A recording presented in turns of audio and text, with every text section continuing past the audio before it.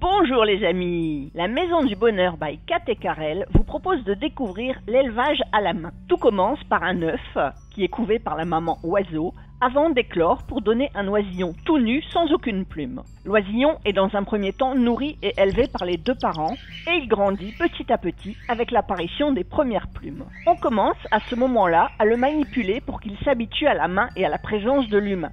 On appelle cela la manipulation au nid. À cet âge, il ne faut pas sortir l'oisillon longtemps du nid car il a besoin de beaucoup de chaleur pour avoir une bonne croissance. Et puis, on va prendre le relais des parents. C'est là que commence vraiment l'élevage à la main.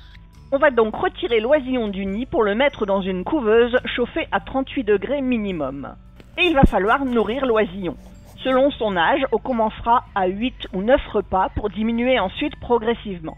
Cela nécessite donc une présence constante. Pas question de sauter un repas, le bébé pourrait en mourir.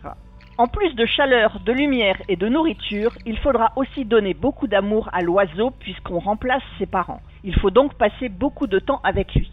Ici, vous voyez comment une calopsite nourrit son bébé. Nous allons donc devoir faire de même avec les oisillons qui sont en couveuse.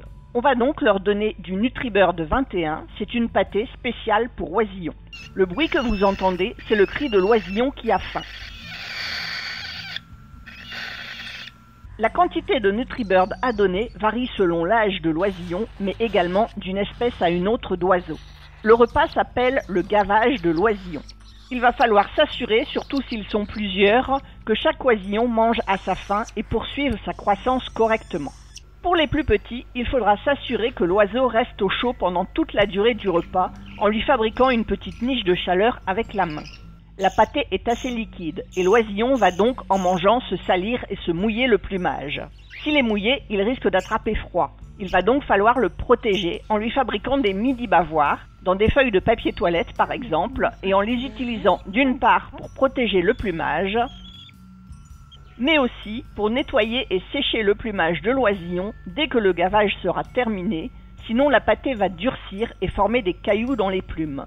Il faut aussi lui apprendre à essuyer son bec, d'où l'intérêt des mini-bavoirs fabriqués tout à l'heure. Vous devenez donc responsable de l'oisillon, mais aussi de la bonne hygiène de l'oiseau. L'oisillon a toujours à cet âge besoin de beaucoup de chaleur.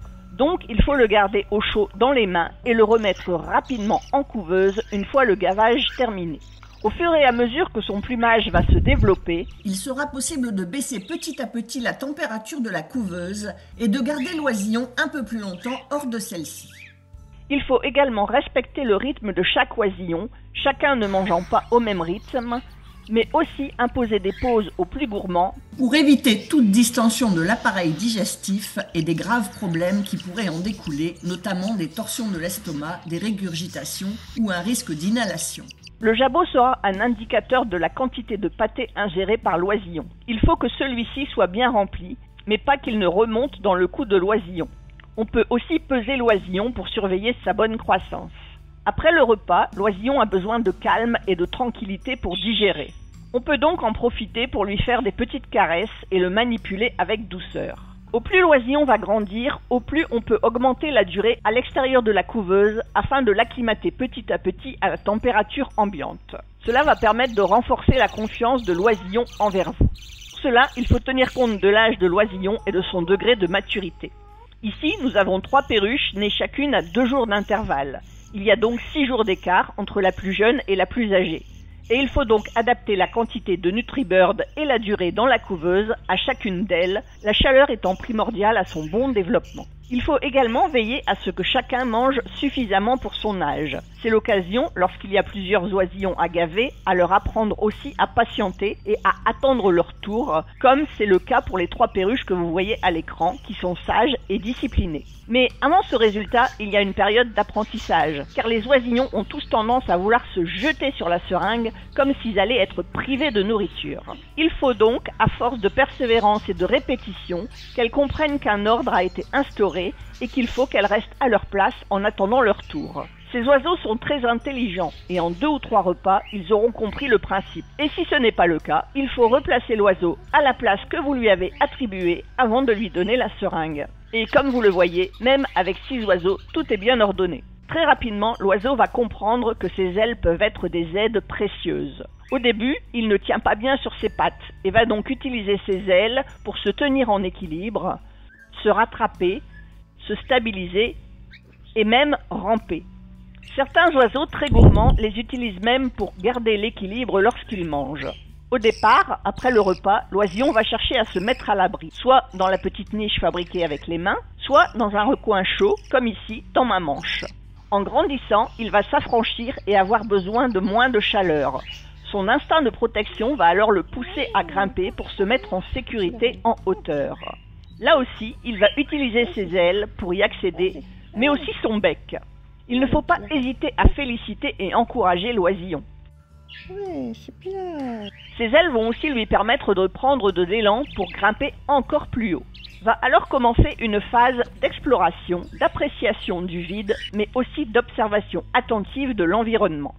Puis les premiers vrais battements d'ailes vont faire leur apparition, tout d'abord au sol, tout en observant attentivement les alentours, puis des battements d'ailes en étant accrochés sur un support, tel que mon doigt ici, jusqu'à ce que, après plusieurs hésitations, la première tentative de vol arrive sur une courte distance pour débuter. Les battements d'ailes vont alors s'intensifier, devenir plus fréquents et vigoureux, avant de se lancer sur une plus longue distance. Il faut donc veiller à ce qu'aucun obstacle dangereux ne soit présent dans la pièce, tel qu'un miroir, une fenêtre, une baie vitrée, chose que l'oiseau ne verrait pas et sur laquelle il pourrait se cogner et se blesser. Et toujours bien sûr féliciter et encourager l'oiseau. Super, bravo. Pour éviter les situations périlleuses, dès que l'oiseau tient sur ses pattes, je vous conseille de l'habituer à une canne de sauvetage, un bâton dont il n'aura pas peur et qui pourra servir à récupérer l'oiseau s'il est perché dans des endroits inaccessibles. Je vous conseille d'ailleurs même de l'utiliser dans les endroits accessibles afin qu'il associe cette canne à un endroit sûr et sécurisant pour lui avec lequel vous venez le chercher. Va aussi pouvoir commencer l'éducation du rappel, c'est-à-dire appeler l'oiseau pour qu'il revienne vers vous. Allez Laurel, viens. Oui, viens. Allez Laurel, viens. En parallèle, le sevrage des gavages va progressivement être débuté. L'oiseau commence à savoir utiliser son bec pour décortiquer les graines. On va donc tout d'abord pouvoir lui présenter des grappes de millet dont les graines sont tendres et qu'il arrive à manger facilement. On va aussi commencer à leur donner à la main de la pâtée d'élevage qui ressemble à des miettes de biscuits pour habituer l'oiseau à se nourrir par lui-même. On va également mélanger cette pâtée avec des graines et lui en laisser à disposition en permanence. Au début, ce sera dur pour l'oiseau et il va réclamer à manger avec son cri bien caractéristique. On va donc lui donner aussi des graines dans la main, qu'il comprenne que la nourriture change, mais que vous êtes toujours là pour le nourrir et prendre soin de lui. C'est important pour un bon sevrage. On complète toujours le repas avec un petit gavage par NutriBird, d'abord à la seringue en diminuant la quantité, puis en faisant une pâtée de gavage plus épaisse que l'on donne à l'aide d'une spatule. C'est une étape intéressante pour les oisillons plus difficiles à sevrer. Ainsi, vous leur donnez à manger, mais ils doivent malgré tout faire l'effort de se servir par eux-mêmes sur la spatule. Puis, vous pouvez même laisser traîner la spatule pour les habituer à manger vraiment seuls, sans votre intervention. Enfin, lorsque l'oiseau saura correctement décortiquer les graines et se nourrir en toute autonomie, vous pouvez stopper les gavages. Au début, vous lui donnerez encore quelque temps du millet et de la pâtée d'élevage pour compléter son alimentation. Et vous allez également pouvoir commencer à diversifier cette alimentation en y apportant des fruits, des légumes et même également des graines germées qu'elles adorent. Il est important de préciser que se lancer dans l'élevage à la main nécessite un investissement important. Pas question de sauter un repas, l'oisillon pourrait en mourir. Et donc, si vous devez vous absenter, il faut jongler avec les horaires de repas, ou bien, comme j'ai dû le faire ici, emmener l'oiseau en vacances avec moi. Avec bien sûr tout le matériel nécessaire. Et après le sevrage, il faudra bien sûr continuer à apporter à l'oiseau tout le nécessaire pour être en bonne santé, et notamment des blocs minéraux, des eaux sèches. Il faudra lui laisser de l'eau pour qu'il puisse boire, mais aussi se baigner s'il le souhaite. En débutant l'élevage à la main, vous devenez aussi garant de la sécurité de l'oiseau et êtes donc responsable de le prémunir des dangers auxquels il pourrait faire face. Vous devrez aussi passer beaucoup de temps avec lui, le câliner et sans faire de jaloux si vous avez plusieurs oiseaux. Vous pouvez bien sûr également jouer avec lui, il adore ça. Mais vous devez lui fournir aussi de quoi s'amuser si vous n'êtes pas disponible pour qu'il ne s'ennuie pas, des jouets adaptés bien sûr et sans danger pour lui. Mais vous devez aussi lui apporter de quoi s'amuser si vous n'êtes pas disponible pour qu'il ne s'ennuie pas. Je tiens d'ailleurs à préciser qu'il s'agit d'animaux grégaires, c'est-à-dire qu'ils vivent en groupe et ne supportent pas la solitude. Donc il faut toujours mettre les oiseaux par 2 minimum. Et si le cœur vous en dit, vous pouvez encore aller plus loin en éduquant et apprivoisant vos oiseaux et en leur apprenant des tours. Et toujours en félicitant, encourageant et câlinant l'oiseau. Des bisous. Hey, des bisous. On danse. Oui, on danse. Il faudra aussi leur apprendre les interdits et le non. Toujours avec patience, douceur et bienveillance pour ne pas rompre la relation de confiance. Non, non, non, non, on peut pas. Non, on peut pas. Et à sa façon, l'oiseau communiquera avec vous, comme ici pour réclamer davantage de caresses. Vous pouvez réaliser des petits exercices simples avec toujours des mots de consigne courts, comme ici pour apprendre à monter sur votre main. Allez, monte, monte. Oui, c'est bien. Il faudra aussi apprendre à l'oiseau à maîtriser l'usage de son bec, qu'il comprenne qu'il peut vous faire mal. Aïe. Non, non, non, non. Non. Non. Vous pourrez vous amuser avec eux car ils sont toujours pleins de surprises et étonnants.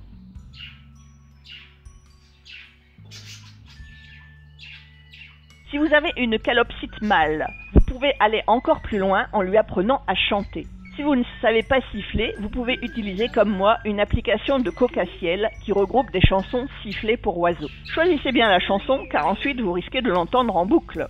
Vous pouvez aussi associer un son et un mot, comme ici le mot siffler avec un sifflement. Siffler. Siffler. Passez du temps, beaucoup de temps avec l'oiseau, il vous redonnera tout l'amour que vous lui apportez en voulant lui faire plaisir et en reproduisant ce que vous lui aurez appris. Il deviendra d'ailleurs un vrai pot de colle qui vous suivra partout. Voilà, vous en savez un peu plus sur la page à la main. Je vous remercie pour votre attention et je vous laisse savourer ces quelques moments d'échange intenses que vous pouvez avoir avec eux.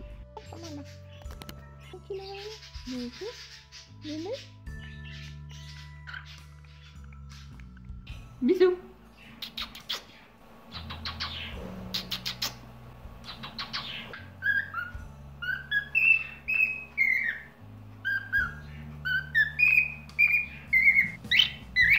Siffler. Siffler. Oui, c'est bien.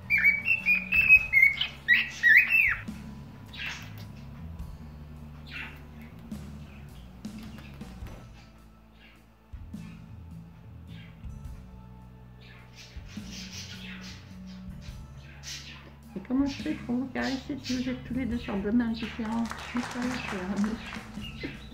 Oui, siffler. Bisous, Saphir. Oui, siffler. Oui, bravo.